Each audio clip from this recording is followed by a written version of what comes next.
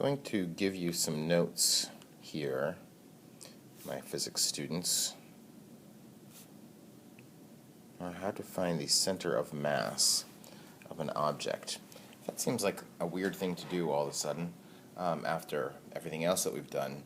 Then I will put you in mind of this. We have been treating everything like it was a particle, like all of our masses, no matter what the objects actually were, we've been treating them just like all of the mass was concentrated at one point. And it turns out that that's a pretty legit thing to do, and it works great for all of the mathematical modeling that we like to do of the world and the universe in physics. But, of course, objects, if, this thing, for example, this expo marker is sliding across this page here, I can make a little force diagram and I can reduce it down to a dot, whatever. But it's not really a dot, it's this long cylindrical-like object, and so we're just going to deal with that a little bit and recognize that if we are going to treat things like they're just a point mass, then the point we're talking about is at this center of mass of the object. And you probably have some idea what that means. Like for this expo marker, I can kind of locate the center of mass. It's about like there, trying to balance there. And the center of mass in this direction, well, it would actually just be the center because this is symmetric, right? So it would be right in the middle. So you could imagine a point that's about yay far up the pen and then right in the center of it. That's the center of mass. If you're trying to find, like physically find the center of mass of some object, you can do it something like what I just showed you there. Let me find something that's a little bit more lopsided, like this little mass hanger here. If I wanted to find the center of mass of this, I could just try to balance it. And that's actually the balance point. So it's like way, way far to the left in this orientation. And that shouldn't be too surprising because the whole like 50-gram thing, or most of the 50 grams, is right here. So the center of mass is here. So if we're going to reduce this thing down to a dot, that's where the dot is. And if you were in class, maybe I'll find a video. I think there's some cool videos of this and post it for you to watch with the notes. It'll be a short video, not of my making. But if you take something like some lopsided kind of object, not very symmetric object, like for example a tennis racket. If you're thinking to yourself, well, tennis racket's kind of symmetric. Well, it is in one, it has one axis of symmetry, but kind of like, if you can imagine this is a tennis racket. The tennis racket is not symmetric like in this. You can't draw a line there. So wherever its center of mass is, it's not like there isn't an obvious geometric center of the object. You have to actually find that balance point. And if you take a tennis racket and you hold it in one hand like this and you throw it, almost like a bowling pin would be another good example of an object like this. You ever seen like the jugglers who juggle bowling pins, throw them back to each other, back and forth? Well, when they throw them, they spin them like this. They rotate them. And, it looks like a very wobbly kind of thing. But if you just put like a dot or a light or something right on the center of mass of that object, the center of mass follows a perfect parabolic path, just as if you were throwing like a ball or something that is much more just like a point. So anyway, the center, if we're going to treat things, that all of the rambling that I just did there is just to say that if we are going to treat things like they're just points, the point that we're talking about is the center of mass of the object. So how do you actually find that? How do we define what the center of mass is? I bet that you could figure this out. If I left you alone on a desert island for a little while with nothing to do except work on this problem, I bet you would come up with this. So one dimension center of mass for what we're going to call a system of particles. So we're still going to work with the idea that things are particles, but what if we had a bunch of particles, like a system of them? How do you find the center of mass of that system? If it's in one dimension, then, for example, you might have one particle. I'm going to make like a little number line here. Here's an x-axis, and there's a particle of mass, I'll call that m1, at this location. Call that x1. And then there's another particle, and make it look a little bit smaller, just for variety's sake. And that's at location x2. And then there's some other particle over here, mass m3. And that's at location or position x3, and so on, as many as you want in one dimension. How do you find the center of mass of that? Well, you actually you literally do a weighted average. And you're familiar with the concept of a weighted average.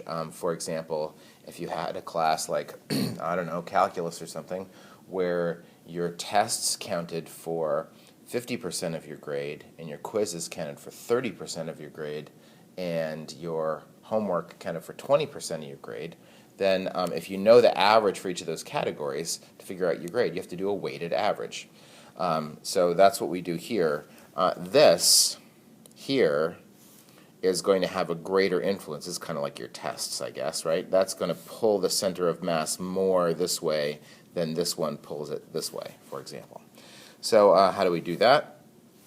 Well, we just need to find, instead of the x-coordinate of the center of mass is going to be equal to, what we're going to do is take each mass and multiply it by its location.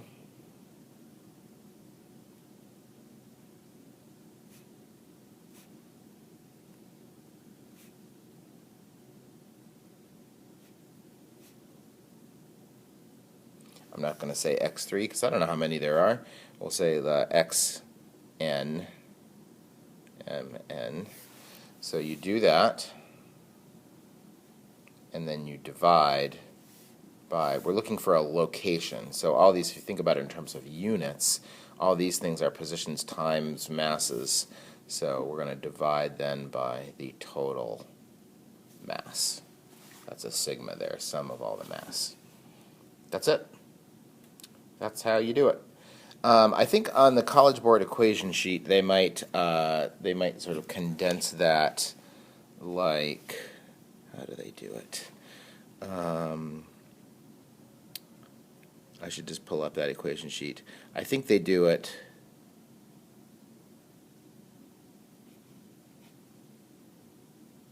Maybe that's their shorthand for that. So in other words, that's a sigma. Sigma of all of the x's times the m's, where I is like an index variable.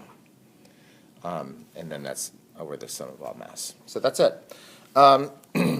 What about in 2 dimensions? Uh-oh.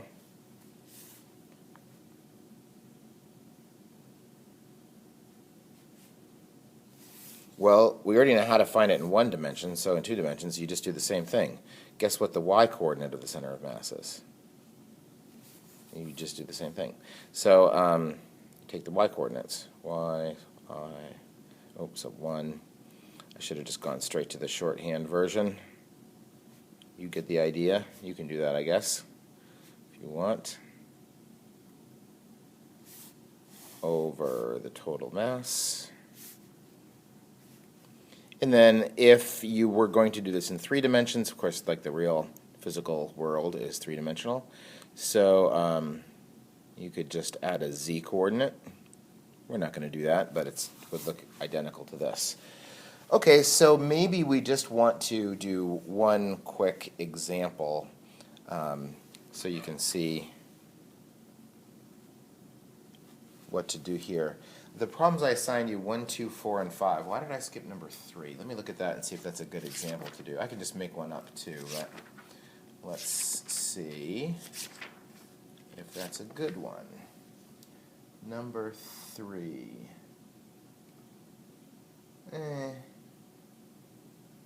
Meh. It's a little bit more complicated than I think what we would like. Let's do one like, let's see. Let's say we have an object,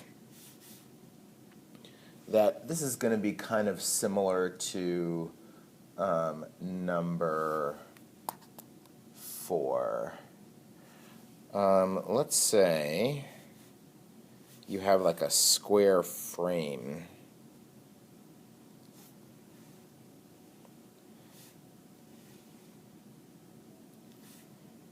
And it's made up of 4 pieces.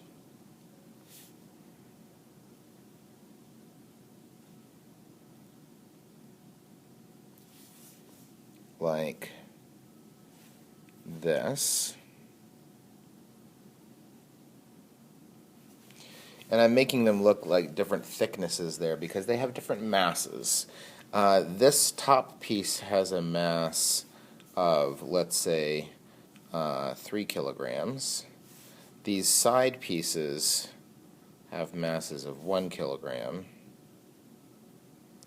And this bottom piece has a mass of only 0.2 of a kilogram. See how skinny it is? How do you find the center of mass of this contraption here? Well, the first thing that you might notice is that this actually does have an axis of symmetry right through the middle here. So I'm actually going to do the math here, but you could skip that. If you recognize that that has an axis of symmetry here, then clearly the x-coordinate of the center of mass is going to be, oh, I need to tell you how long these things are too. It's a square, and side length is equal to, let's say they're all just 1 meter to make it easy. So the x-coordinate would be like 0.5 meter in. And then that brings up another point here. When we tell somebody, if we say, oh, the location of the center of mass is, and we want to give them coordinates, this thing, like the rest of the world, does not come with a coordinate axis attached. So we have to go ahead and introduce that. And we can decide, I mean, you could put the origin right at the center. That would be a totally reasonable decision to make. You could put the axis, or the origin rather, here. That would be another reasonable decision to make. In fact, I think that's the one that I will choose. So I'm going to go ahead and put an axis system. But when you tell somebody, you know, whoever is interested in where the center of mass of this thing is, they're going to want to, you're going to need to tell them not just, oh, the center of mass is here and give them a point. You'll have to tell them what your origin is. You'll have to say, like, relative to the bottom left corner, you know, it's this far over and this far up or something like that. Or, of course, if you have the physical object, you could just, like, measure it out and show them it's here or whatever. This is just a frame, by the way, right? There's nothing internal to this. So the center of mass is actually not going to be part of the physical object. It's going to be at some like point inside of it, which of course, if that seems weird, if it seems like it should be on the object, I mean, think about it like a hula hoop. The center of mass of a hula hoop, clearly it's right in the center, and there's no hoop there, just hula. So how do we do this? So find the x-coordinate of the center of mass. Now already we know, or we very strongly suspect, that the math better tell us that it's at 0.5. If this is my origin here, then this better come out to be 0.5 because it has a symmetry axis right here. So we can see that it would balance there. So let's see, x-coordinate of center of mass. So how am I going to, these things are not particles, but this is made up of things that have very obvious symmetries. So here, I can tell that this 1 meter long, 1 kilogram stick, or whatever that is, that piece of the frame, its center would be here, right? That's not hard to, because it's just like a linear thing. If you have something that has an obvious center, then you can use that, and we're going to exploit that. You're going to exploit that in all the problems that you do at the beginning of this chapter. So what's the coordinates of that? That is at, let's see, it's at 0, comma, half. And while we're at it, let's do the rest of these. How about this one? This is at 1, comma, half. Right, 1.5. Right here, this one is at 1/2, 0, and this is at 1/2, 1. So I have points assigned to all those now. That gives me my x's and my y's. Okay, so let's just, how about if we start here and we'll go around counterclockwise, like, wait, is that clockwise? That's clockwise, just kidding. So the x-coordinate here is 0 times the mass plus x-coordinate is 0.5 times the mass plus the x-coordinate is 1 times the mass plus the x-coordinate is 0.5 times the mass divided by the total mass, which is 5.2. And that better come out to be 0.5. So let's see, that's 0. So got 0.5 times 3 plus 1. 1 times 1 is 1, and that's 0.1.